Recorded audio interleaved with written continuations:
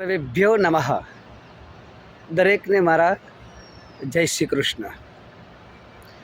કૃષ્ણાય વાસુદેવાય હરયે પરમાત્મને પ્રણતક્લેશનાશાય ગોવિંદાય નમો નમઃ. કોઈ પણ વ્યક્તિ આપણા વિશે નબળું બોલે, ક્યારે પણ સારું ન બોલે તો ચિંતા નહીં કરવાની. એવા વ્યક્તિઓને ભગવાન પાસેથી ન્યાય નથી મળતો. શ્રીમદ ગીતાજીની અંદર 12મા અધ્યાયની અંદર ભગવાન શ્રી કૃષ્ણ અર્જુનજીને કહે છે કે હે અર્જુન, મારો ભક્ત કેવો હોય, કેવો ભક્ત મને પ્રિય છે,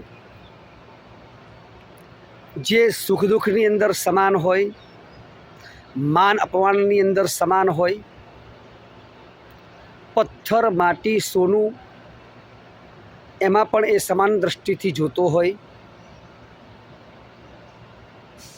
જે જીવ ગમતો ન હોય, જે વ્યક્તિ ગમતો ન હોય, એને જોઈને પણ એ મનની અંદર અકળાતો ન હોય, અને જે માણસો ગમતા હોય એને જોઈને પણ એ હર્ષ ન પામતો હોય, એવી સ્થિતિમાં પણ જે સમ હોય એવો ભક્ત મને અતિ પ્રિય છે. જગતની અંદર જે લોકો એકબીજાની ઈર્ષા કરે છે, અદેખાઈ કરે છે, દ્વંદ્વ કરે છે, દંભ કરે છે, માન ન આપતા અપમાન જ કર્યા કરે છે, એવા જીવોને ભગવાન પાસેથી ક્યારેય ન્યાય મળતો નથી. ભગવાન એવા જીવોની ભક્તિ તો સ્વીકારે છે. શ્રીમદ ભાગવતજીની અંદર પણ અનેક દ્રષ્ટાંતો કહ્યા છે. વૃત્રાસુર પાપીમાં પાપી હતો.